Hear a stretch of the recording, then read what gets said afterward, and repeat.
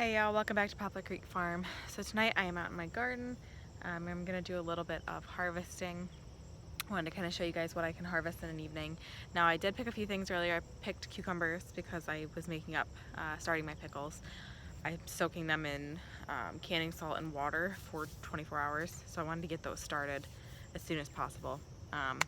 I picked a few cherry tomatoes to eat, but that was it. So I'm gonna go ahead and harvest a bunch of stuff and I'll bring you guys along to show you. Now my garden is not doing well. I can tell you overall it's not doing well. I've got a few things that did well. My zucchini did awesome. Still hanging in there a little bit, but not a whole lot. My yellow squash is just starting to produce and it's doing well. Brussels sprouts actually look really good. This over here, you can see this giant like jungle. That is all just a couple plants of honey nut squash, and then obviously my beans look really good too along the pole beans. The green pole beans have not started to produce yet. The drying beans have, but those we let dry on the plant, so I'm not harvesting those for a bit. But otherwise they look really good. Beans are doing good for now. Otherwise it's a jungle. I've got some watermelon that are actually doing okay, which watermelon I struggle with. Mostly because I struggle with knowing when to harvest them. I have learned the trick of tracing the stem back and finding the little tendril that comes off right at, across from it, and once that's dried up, then it's ready to harvest. But I didn't know that before, so I've always harvested them too early because I got anxious to eat them. But let's go ahead and harvest some tomatoes first. So this area right here is where I've harvested the majority of tomatoes. They're cherry tomatoes, but tons and tons of these yellow cherry tomatoes. Now it looks like there's two different kinds here.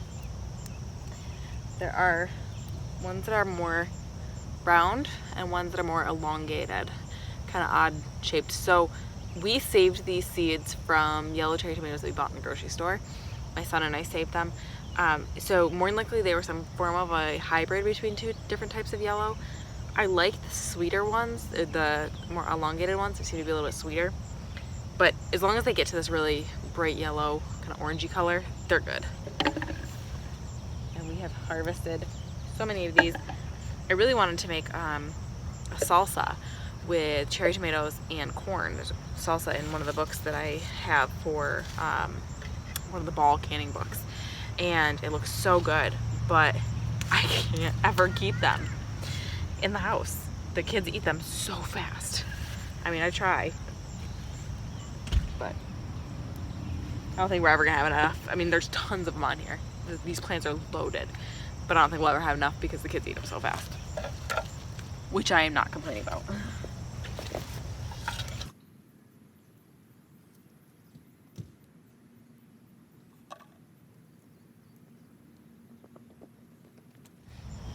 You stealing my cherry tomatoes? Yeah. This is what I mean. So I also went ahead and picked one of my green peppers. I have no idea what that is from. This little marking here, no idea. It's probably some sort of pest, and I'm probably gonna regret bringing it in the house. I might just try to pop it open and see what. I don't know, maybe it was just a bite out of it. I don't see anything in it. But I have struggled so much with peppers this year. My peppers and my paste tomatoes are struggling. Blossom and rot like crazy. I have supplemented calcium a few times. I had some manure that I put on them. I've been trying to water as much as I can, and I just can't keep up with it. It just is not enough. We've really lacked rain this year. We're on a well. I don't want to dry it up. So I can't really water every night. I think next year I'm definitely going to look into investing into a drip system so that I'm not wasting water. But my peppers stink. Alright guys, so here's some more of the yellow cherry tomatoes. I have probably picked 20 or so.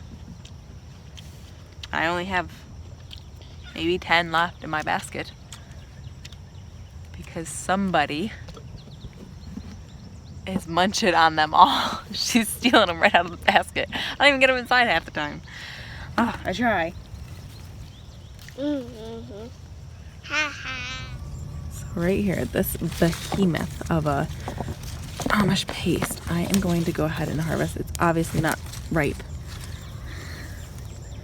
But look at that thing. That thing is huge. I don't want to leave it out here. We've had so many pests get to things. Chickens and whatnot, bunnies. So I'm gonna go ahead and harvest that. Huge. Here's another really good size Amish paste. It's not evenly ripe, but it's got a lot of splitting and whatnot that is healed over. So this indicates for me that this is one that I'm seed saving from. So I do want to go ahead and get this in the house and save the seeds from it before it rots out here. It is ripe enough that the seeds will be, I mean, it's nice and soft, that the seeds will be mature enough. So there is my second tomato that I've gotten to save seeds from. The first was a Paul Robeson. So I'm really happy I have chickens this year. Not only because I love the chickens, but all these tomatoes or these peppers that have blossom and rot, and the tomatoes for that matter, but they all go to the chickens. So at least, or the compost, but at least they're not going to waste. The chickens love them, so it's fun to throw them over there and see them go crazy. So my jalapeno plants are doing excellent. Tons and tons of jalapenos, and these are ones that aren't being affected by blossom and rot. They just, oh, monarch caterpillar. Little monarch caterpillar. Hold it. Move. Yeah, it'll move. It's still alive, I think. Yeah, it's still moving. We're gonna put it right on the milkweed here.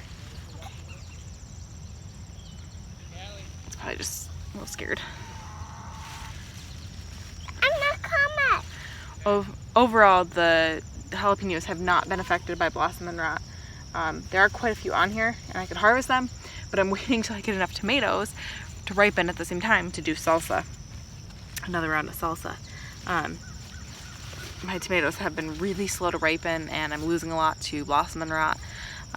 So I'm hoping they'll start to turn all together.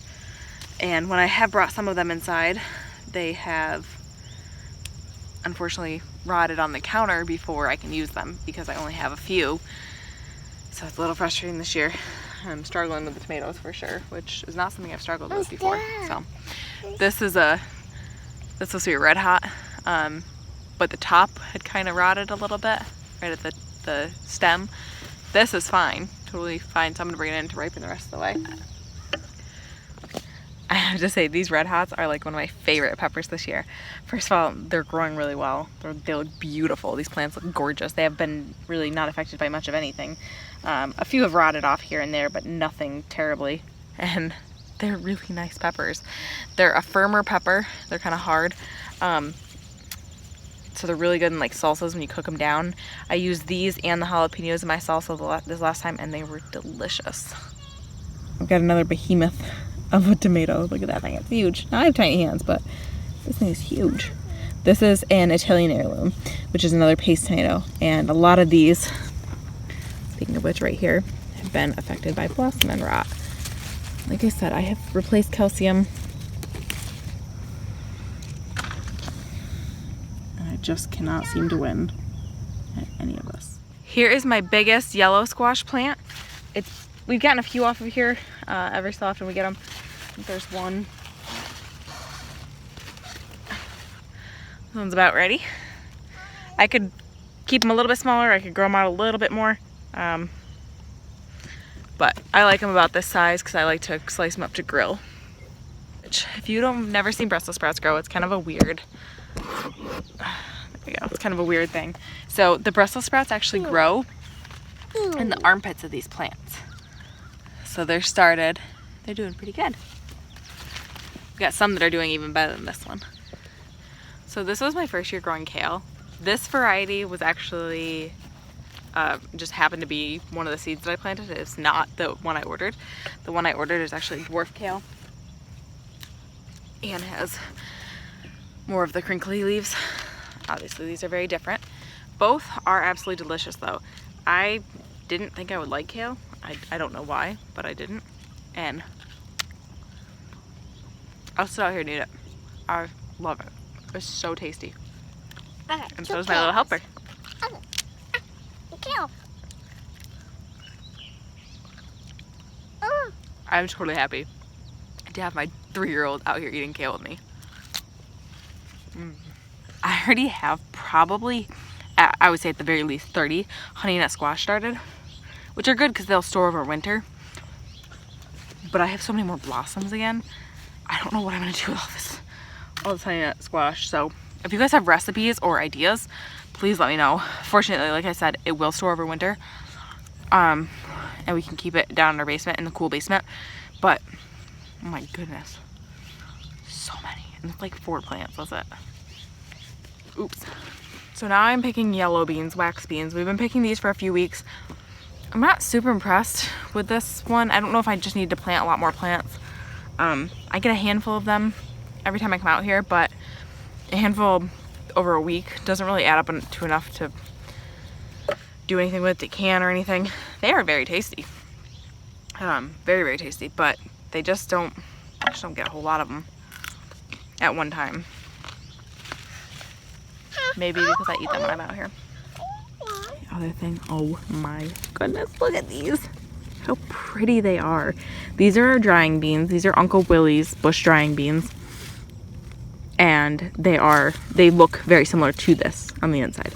They're a pink and white speckled bean. I am letting them dry on here on the bush. I could open them up and see if we're about ready. I don't think we are though yet, but those plants are absolutely loaded. And I am hopefully going to get quite a few of drying beans because we eat a lot of drying beans. My husband loves beans. The green bush beans are starting to produce. Obviously nothing ready to harvest, and they've still got lots of blossoms. So hopefully I'll get a lot of green beans off of these to be able to can. We still have our pulled green beans as well, but I will can these separately. I want to make some dilly beans. So I'm excited for those. These I planted quite a bit later because I had ordered the pole beans, and then my mom told me basically pole green beans are really stringy and they're not very tasty. I didn't realize they weren't like good for fresh eating. So we like a lot of green beans fresh in the summer. So I went ahead and ordered some bush green beans as well and planted those. So those were later. I expected them to produce later. One thing I am definitely doing next year is expanding my garden solely so I can plant some squashes that are gonna vine out like this one is, because this has taken over everything. It's taken over the corn, I'm sorry, the carrots, it's taken over some of the sweet potatoes, it's taken over the beans. I mean, it's expanded probably, it's at least 12 feet wide. It's crazy. So I need more space for squashes, for sure. And my pumpkins I had planted along the barn, thinking that we would keep the chickens in their run, but we decided to let them out because their run doesn't have a whole lot of grass, so we did go ahead and let them free range, and now they ate the pumpkins. So I won't have any pumpkins this year. So while we were out here, and I had already picked cucumbers earlier, I missed a few. These are my pickling cucumbers. These ones are a little bit big, and this one's kind of a little bit small, kind of like I'm in between there. But I'm gonna go ahead and add these to the soak that's going on because I've only been soaking them for an hour or two. It won't make a big difference. Big ones. I think these yellow beans are just about coming to an end already. They're starting to get that funky shape that they do towards the end of their life. That's all right. Got a big old watermelon. It's not ready yet. These are gonna be really big, but it's a beauty. So I'm thinking my sweet corn is about ready to harvest. Some of it at least. I'm scared to pull one off though and it not be ready, but I think I need to. I've pulled this one back a little bit and it looks pretty good. So, and there is a bug. So I'm gonna go ahead and open this one up all the way just to see.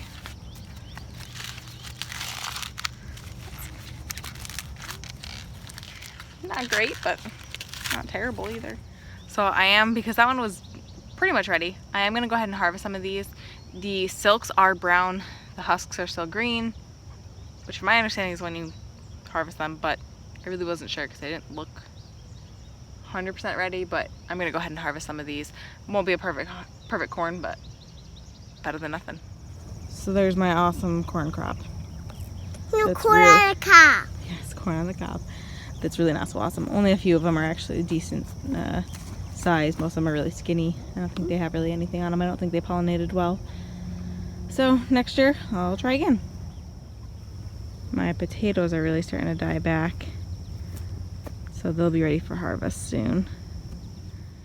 This fall I plan on, when I rip everything out, going through and ripping out as many weeds as I can. I'm gonna get we have a